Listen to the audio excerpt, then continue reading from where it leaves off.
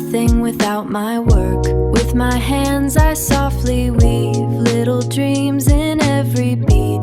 Copper pearls and stones so bright, I turn them into rays of light. Every pace I make with care, a touch of love is hidden there. Through my art, my heart shines too. Each little jewel feels pure and new.